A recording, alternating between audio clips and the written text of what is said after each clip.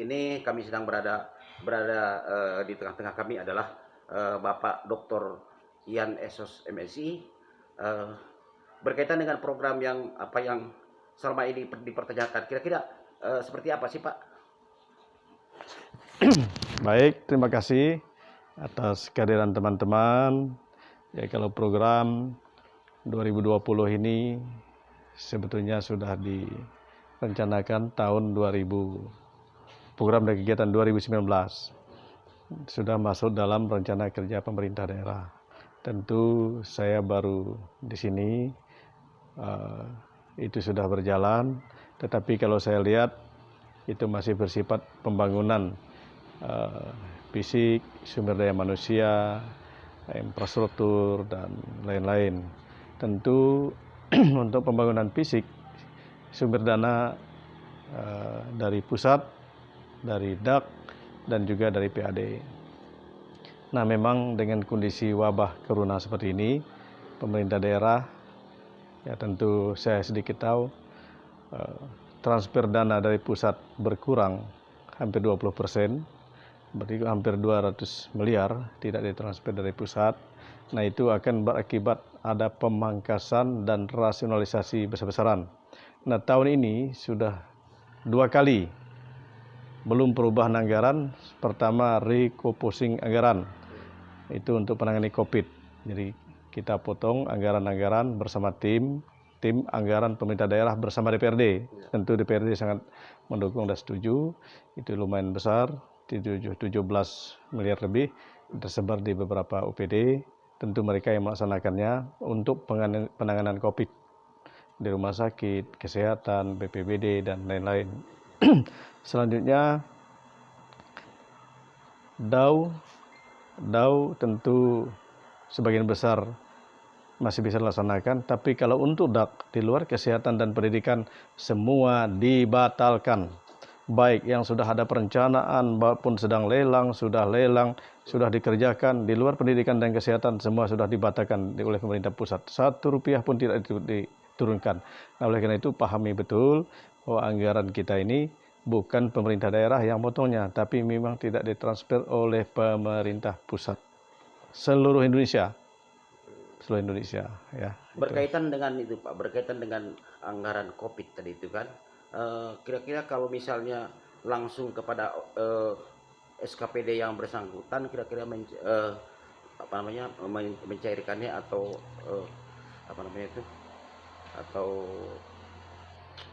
tim satgas, atau langsung memberikan ke sana, kira-kira kalau menurut mekanisme dan aturannya kira-kira benar tidak itu?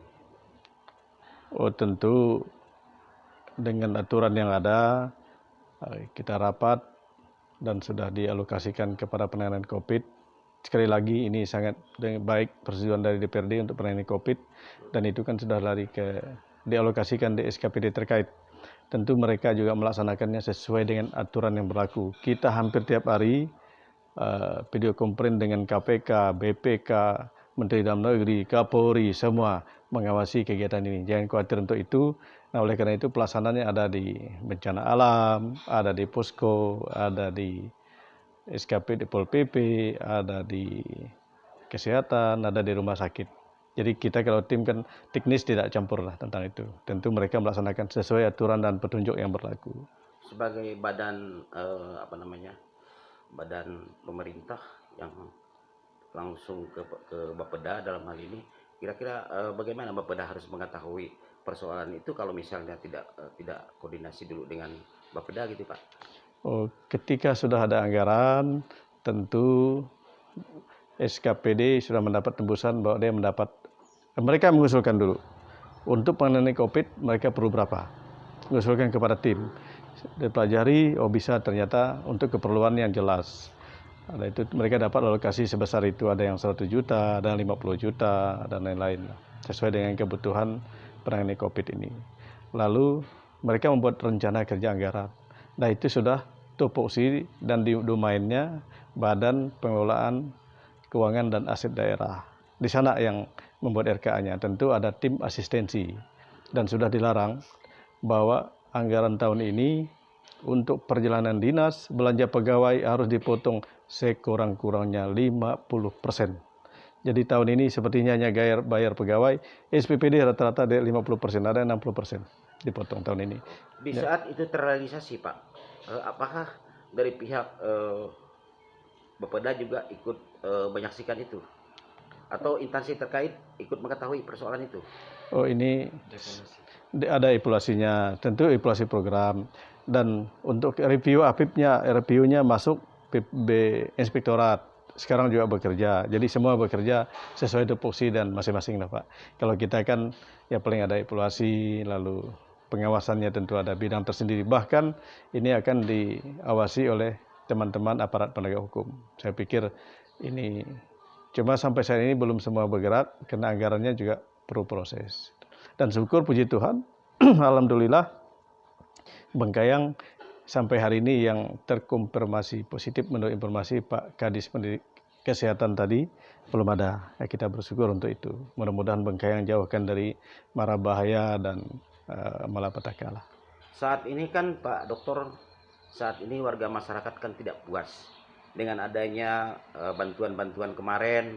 Justru ada yang dapat, ada yang tidak dalam hal ini. Kira-kira apa yang harus disampaikan oleh Bapak Dokter sebagai Kepala Badan Bapeda Kabupaten Bengkayang Pak? Untuk bantuan yang sekarang tentu itu sumber datanya dari teman-teman dinas sosial dan itu sudah masuk data pusat, data orang miskin. Lalu kemarin informasinya yang sudah dapat bantuan itu bantuan dari pemerintah provinsi berupa beras bagi keluarga miskin. Nah, memang di lapangan informasinya ada yang sudah meninggal, ada yang tidak tepat sasaran. Tentu itu masalah data. Tentu ini menjadi tugas kami. Kami sudah koordinasi dengan dinas sosial juga, dengan pemerintahan desa bagaimana merevisi, mengupdate data yang kurang tepat ini. Memang kita lagi bicara, mudah-mudahan karena dana dari pemerintah pusat ini sebenarnya luar biasa besar. Semua mau ngurus COVID.